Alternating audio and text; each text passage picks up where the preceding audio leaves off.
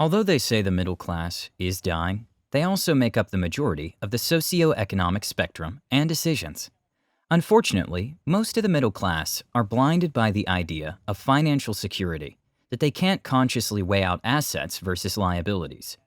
Robert Kiyosaki, a famous book author, concludes that the assets or liabilities owned by individuals are markers that distinguish the different classes. This basically means that what you own will tell you whether you're rich or poor. So stay tuned as we dive into things the middle class think are assets, but are actually not. 8. Investing in jobs that you don't like as security to financial freedom. The race to prestige and wealth is only for the smart. Sometimes, knowingly, we find ourselves investing in jobs that do not bring out the best in us, just for the sake of believing that if we stick to that lousy job, eventually we will come face to face with our breakthrough in life. This is just a hoax we try to feed our minds. Do you think that investing in your tolerable job will turn you into a millionaire? The high class, on the other hand, has different ideologies from the middle class. The fact that they invest in what makes them feel fulfilled is the reason they stand out. Anthropologist Hadass Weiss believes that the wealthy keep getting wealthier because of their mindset. It is possible to reap tremendous benefits from investing in your talents, hobbies, and what you like to do. As long as you have a well-done strategy and the correct financial knowledge, nothing is unattainable. We have to get rid of the poor man's mindset that makes us believe that securing a safe 8 a.m. to 5 p.m. job will get us our millions. Let's get out there and chase our dreams. Once you're free from employment slavery, nothing is impossible. So don't be afraid to risk it all in pursuit of a better status. You never know. The world is full of surprises. 7. Your home is your biggest liability. Most of us picture wealth with having a huge house and cruising the streets in luxurious cars. The truth is that owning a home may not be considered an asset, but a liability. The famous Rich Dad Poor Dad has been praised for being a remarkable financial encyclopedia that has forecasted the success of many resilient entrepreneurs. Unlike most people, the high class has maintained the discipline of categorizing their assets and liabilities. Things like cars, houses, TV screens all fall under the liabilities category, since they do not bring in any money into your pocket, but instead take out money from you. Once you master the art of managing your household finances like a business, you're in a better position to avoid the blunders most of the middle class fall into. To avoid getting caught up in such scenarios, we ought to invest more in our financial knowledge and money in general. When planning to buy your dream home, do not forget to seek qualified advice from financial advisors who would give you a better insight on smart and reasonable liabilities and assets. Sometimes we make these mistakes due to negligence. A smart man will always inquire and research before making such a decision. Only a foolish man has a solution to every problem. Alright, so I would like you to do something for me. Pause this video right now and do me a huge favor by hitting the like button and click subscribe if you're new. If you did, you're awesome, and thank you so much for your support. 6. The middle class spends first, then invests later. Imagine cashing out $50 to $100 a month to service your car loan, when instead, you could have invested the same amount into stocks and bonds and earned dividends from them. The smarter move is to channel money into investments as early as possible, so you start enjoying the cash flow from your assets. It requires the utmost discipline to correctly manage your funds and stick to your priorities and plans. When you receive your monthly income, do you start spending first, or do you invest? And how does this work for you? Following experts' review on the steps we take utilizing our income, those with tendencies of investing their funds first have shown higher rates of generational wealth. The trick here is to be consistent, because eventually, the bit-by-bit investments turn out to become something sensible at the end of the day.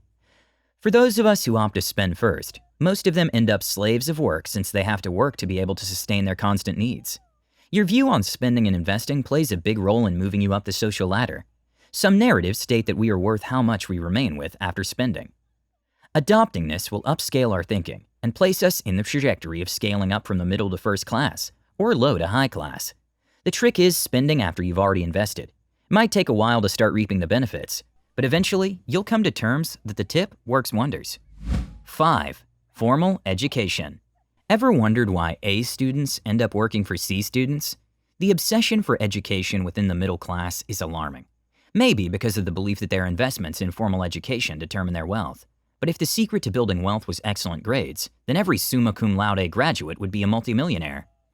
The mass affluent know that financial success has little to do with your ability to memorize textbook information.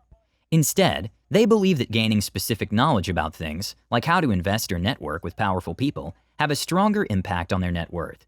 Street smarts actually have a higher chance of making it compared to book smarts. School is tuned to prepare you for a 9-to-5 setup, but general knowledge gives you tools to face the world and explore different aspects of life. If you don't believe it, take a look at some of the world's top billionaires. They have little formal education. Most of them are college dropouts who decided to pursue their dreams instead of wasting years in school. Great examples are Apple co-founder Steve Jobs and Dell Technologies CEO Michael Dell. Universities are becoming irrelevant by the day, so instead of getting huge student loans that you can't service, consider taking up an online course in your field of interest that will strengthen your skills in that field. If you need some inspiration, Bill Gates has credited much of his success to reading 50 books a year, so don't be scared to learn on your own. 4. Getting rich is not a personal decision, but a matter of fate. The average individual views getting rich as a matter of chance and luck, therefore limiting not only their thinking, but also their overall performance. Speaking out of experience, many people in the middle class relate their wealth to their professional skills, home ownership, and formal education. This is a mindset that will get us nowhere in the corporate world and would leave us stagnant in the middle class for life. Once you're unable to break the ice and change your perspective of thinking, you're doomed and will only keep wondering how lucky your higher class counterparts are. Once you can embrace the fact that you're responsible for your status, you're one step closer to enjoying financial freedom. You just have to identify and fill a gap in society, and in no time, you're a millionaire. Whatever you venture into, you first have to be able to convince your mind before executing your plan. You manifest what you think. That's why it's important to always stay positive. Instead of focusing on new ways to cut down on your groceries and monthly expenses, try brainstorming on new ideas that have the potential to fill a gap in the entrepreneurial world. 3. The more the money, the worse the character. The idea that money is the root of all evil is something that continuously enslaves the middle class. Contrary to this popular belief, the more money you have, the more problems you'll have. I believe that this belief is untrue. Money can also bring out positivity and seriously change people and family lives for generations. It's unfortunate that most individuals relate vast wealth to greed, corruption, and oppression, among other vices. But that's not the case once you familiarize yourself with wealthy individuals. The truth behind this belief is that money is in any case the issue, but the individual. Vast wealth only brings out the true character of an individual.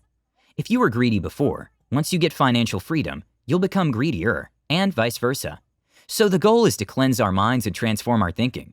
If you are a just and kind individual, money will more likely highlight your virtues. So, you better invest wisely and learn to distinguish between humanity and poverty. 2. Saving money instead of investing. The middle class tends to believe in various rules of savings. The low and middle class are more comfortable risking less compared to the high-class individuals.